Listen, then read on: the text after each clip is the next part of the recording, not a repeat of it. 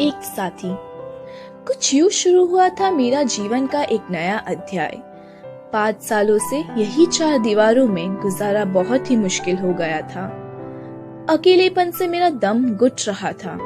नौकरी के समय परिवार बच्चे सब न होने का कभी दुख नहीं हुआ, पर ये 5 सालों ने मेरी जवानी की फैसलों पर सवाल उठाए। अकेलापन सच में जिंदगी में एक कड़वाहट है। एक रोज घर की इन्हीं दीवारों से तंग आकर मैं कहीं घूम आओ सोचा। अपना सामान बांधकर मैं चल पड़ा बिना किसी मंजिल के। टैक्सी में बैठकर मैं लोकमान्य तिलक टर्मिनस की ओर बढ़ रहा था और वो नजारे ले गया मुझे मेरी अतीत के एक सपने में, जो कभी हकीकत में बदला ही नहीं। कॉलेज में मुलाकात हुई थी। हमेशा मुस्कुराते हुए मैंने उसे देखा था।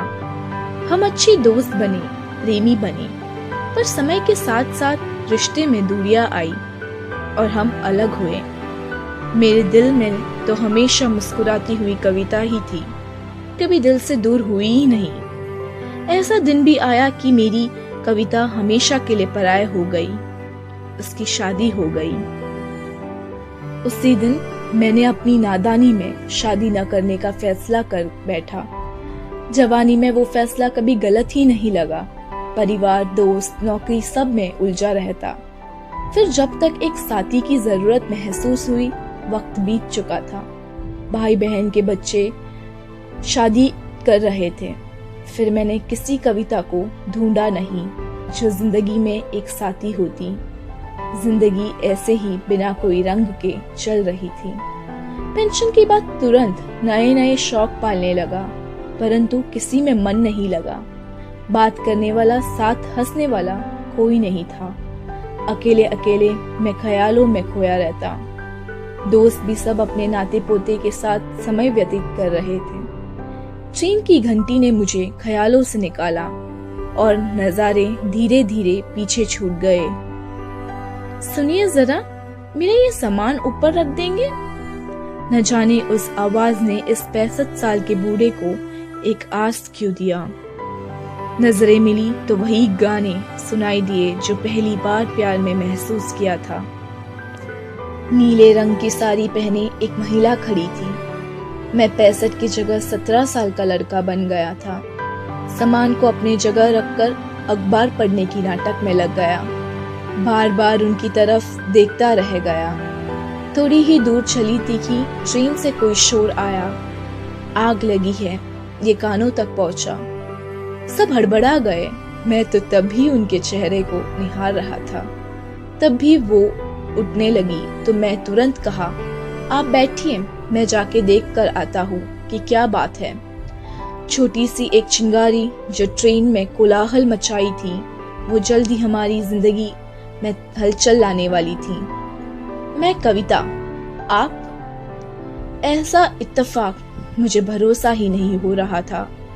मेरे गंभीर चेहरा को समझ नहीं पाई। उसके उचके भव्य ने इशारा दिया कि वो मेरी जवाब के इंतजार में है।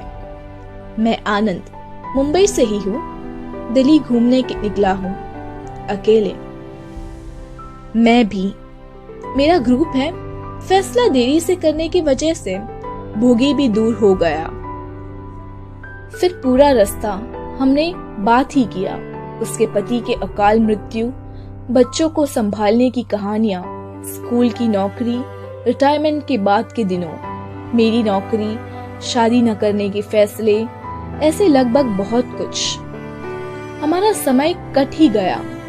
कब रात हुआ समझ में ही नहीं आया। बहुत सालों बाद ऐसे बात करके सुकून मिल रहा था। एक साथ पाया था, ऐसा लगा मुझे। अगली सुबह की किरणें एक नई उम्मीद के साथ आई।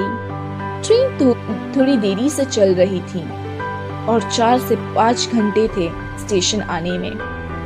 मैंने और कविता ने एक एक चाय मंगवाई। हमारी पहली चाय एक साथ। मुझे चाय कुछ ज्यादा ही मीठी लग रही थी। परिस्थिति ने मीठी बना दी थी या नहीं, मैं नहीं जानता। अब सब कुछ अच्छा लग रहा था।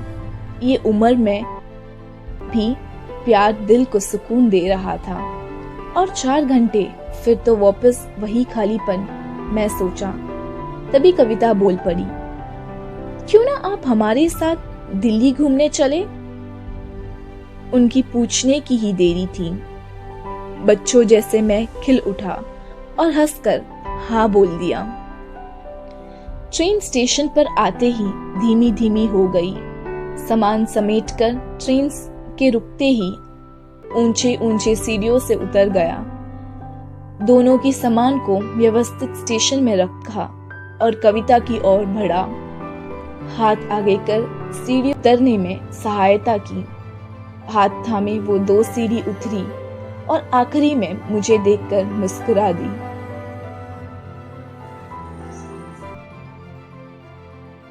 धन्यवाद।